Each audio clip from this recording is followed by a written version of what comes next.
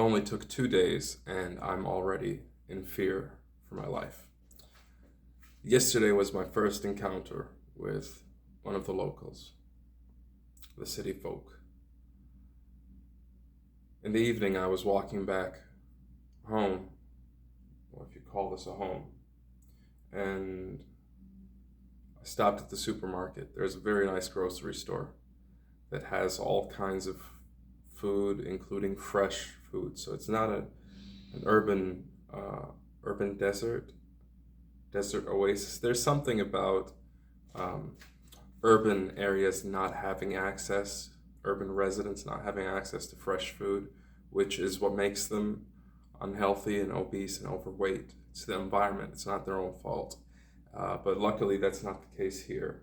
Although the supermarket was a little bit more expensive than the usual, it was not noticeably so. So, what do they call them? Urban, I don't know. You have to figure it out, but you know what it is. Basically, they don't have lettuce, and that's why they're fat. So, as I stepped out of this place with a 4-liter jug of milk in one hand and a reusable, climate-saving bag in the other, I needed to get across the street. And I'm not going to say I jaywalked. I didn't. It was dark, and I don't recall exactly what happened in terms of the street. I couldn't identify exactly where it began and where it ended. So there is no way to say that I jaywalked. In fact, up to now, my criminal record is totally clear in every place on earth. So no one can definitively say that that's what happened. And I can't recall. But I did cross the street. And somebody was on the other side of the street also walking. And she looked normal from a distance. I said, whatever. This was the last thing on my mind. But as I crossed the street, this woman tries to cross to the other side after I get there. And so again, if she's crossing the street at that point, it's definitely not illegal. And then she comes back around and she goes, "Why are you following me? You following me?" And I have a white jacket. Now, I'm not white, as you can tell. I don't identify. I don't know what these things, but I have a white jacket. And she goes, "White!" She yells, "White!" She goes, "Quit following me, white!" And she yells it, and I'm ahead of her already at this point. Like, she was walking up the street, she tries to cross.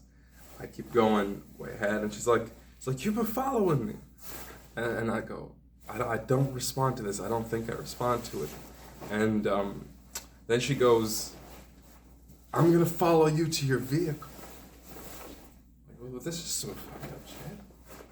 You know what it is? Like, so I'm pretty sure she was like a crackhead or something like that. Fenty, you know. But my spidey sense was tingling. I'm like, so I respond to her, I don't have a vehicle. But I say this like, I don't have a vehicle. And I keep walking. But it's very sus, you know, when somebody's like, "You've been following me, I'm going to follow you back." So, and this milk is heavy. And I'm like, so I just keep walking at a fast pace. In the future, if I feel like I'm in danger, I will run. I'm a pretty good runner. I don't like long distances, but I can sprint. But I'm kind of fat right now. But basically, I just had to walk around the whole block because, I mean, I had to get to the building. But I felt like threatened in that situation. And I know you think, okay, well, Arab grifter, look at you. You're a big lad. I'm very average in size. But, and this woman was kind of small, diminutive. But it only takes one puncture wound, folks. You don't know what these street folks are doing, how they're going to stab you. It just takes one puncture wound in the wrong place. I'm motion to my femur here. And it's done. it's over. You bleed out. It's not cool. All right. So, given that whole dynamic, I came away from that very mild encounter thinking, I think these crackheads need to go. I think they need to be gone. They shouldn't be in a place where they can put their crazy schizo ideas into my blood with their whatever implements they might be carrying. I don't like to be that harsh to people, but we can't tolerate this. So I do have a theory on how we can actually get rid of this kind of thinking. I have a couple of different theories. None of them will be applied again because nobody listens to me, which is totally fine. But what do the Israelis call them? Kibbutzes? First of all, we should have cities, towns, settlements in the wilderness for crazy people, for sick people, for drug addicts, whatever it is, where they go and they do things like plant trees and grow vegetables. All right. You don't belong in the city if you're not stable. You can go live on the farm, you can go live on the ranch, live out your days until you feel better, okay? And be productive in your own way. You don't have to work over there. But they have to do these kibbutzes so that regular people are not threatened. Okay, that's one option. Second option, for the folks who are not so inclined, is I guess the WEF option, which is until we can get them stuck in the metaverse, we ply them with food and cannabis, just all the free weed they want, and just keep them on that.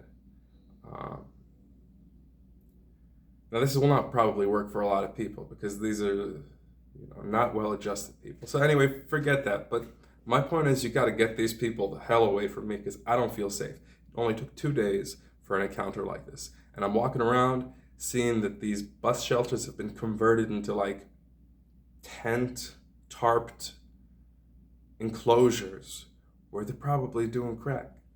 I've never done crack. I don't do illegal drugs.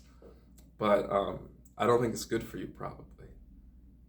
I'm guessing. I have not done fentanyl either. Anyway, that was my second day. So I'm not feeling so safe about this whole thing, but what doesn't kill you makes you stronger. So,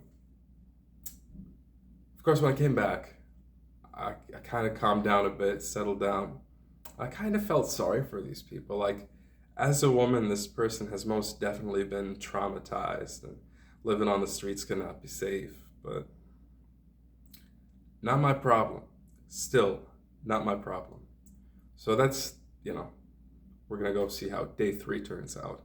I hope, again, that I come back in one piece, and I hope that this record the Winnipeg series does not end in tragedy for me.